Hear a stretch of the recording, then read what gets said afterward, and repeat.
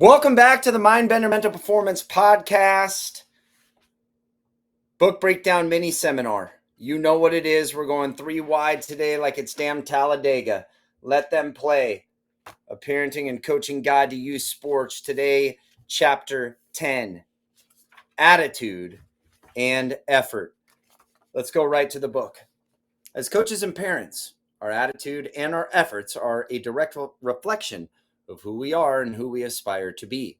Attitude and effort are two things that we and the kids have the ability to control in this very volatile and uncomfortable world.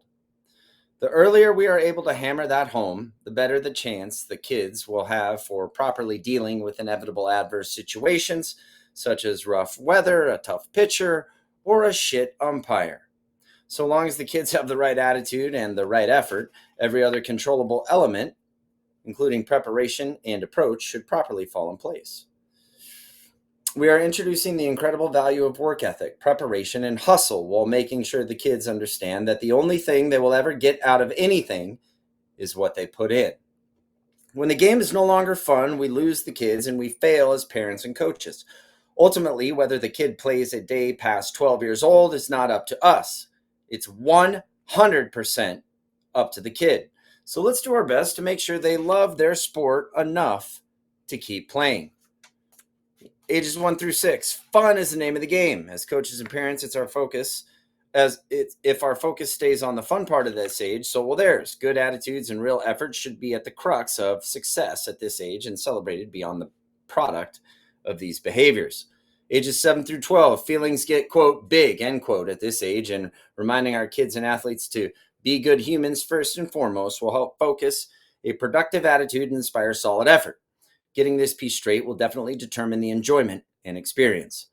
13 and beyond, ages 13 and beyond. Our athletes need to know that people are watching. Remind them to be contributors, positive, and accepting of constructive advice. If it's scouts, coaches, future employers, or future in-laws, don't behave in any way that will burn bridges and leave a bad taste. More and more high-level coaches are focusing on the attitude and the coachability of their prospects. So in chapter 10, attitude and effort, a lot of great stuff in here. So when you think here,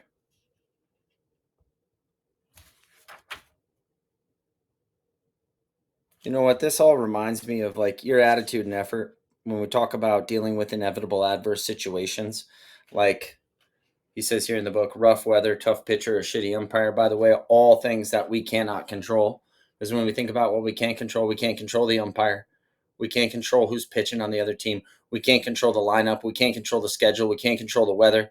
We can't control teammates. We can't control coaches. We can't control so many different things in the game. So let's go all in on the things that we can control because there's so much shit that we cannot. So when you're looking at, more and more high-level coaches are focusing on the attitude and the coachability of their prospects because the talent's rising. So now, we're focused on the guy who has his head screwed on straight, the gal who has her head screwed on straight, who's relentless and gives 100% of what they got, who's excellent every day, who has belief in themselves and their teammates, and who is selfless with a we over me mentality. I think to close out the attitude and effort chapter and just regardless of the situations, bringing attitude and effort, that's one thing we can always control. So when I think about some of the greatest attitudes and efforts that are ever put forth, I think about our U.S. military and some of the special forces. I was reading a book called Make Your Bed by General Stanley McChrystal. Is it Stanley? William McRaven. So in the book, a quick story here, and then we'll close out the Talladega Mindbender Marathon. Good. So let's go to this here. I wanted to read this piece of the book. Again, the book from the book Make Your Bed. And there's a part in the book where McRaven's talking about doing a dreaded, quote, sugar cookie, which is basically forcing him to plunge into the Pacific Ocean, then roll in the sand, getting wet, cold, and sandy. Here's a dialogue from the book in that scene. Mr. Mack, do you have any idea why you are a sugar cookie this morning? the General Martin said in a very calm but questioning manner. No, Instructor Martin, I dutifully responded. Because, Mr. Mack, life isn't fair, and the sooner you learn that, the better off you will be. And then, as McCraven went on to say in the book, it's easy to blame your lot in life on some outside force, to stop trying because you believe fate is against you. It is easy to think that where you were raised, how your parents treated you, or what school you went to is all that determines your future. Nothing could be further from the truth. The common people and the great men and women are all defined by how they deal with life's unfairness. People like Helen Keller, Nelson Mandela, Stephen Hawking, and Moki Martin. Sometimes no matter how hard you try, no matter how good you are, you still end up a sugar cookie. Don't complain. Don't blame it on your misfortune.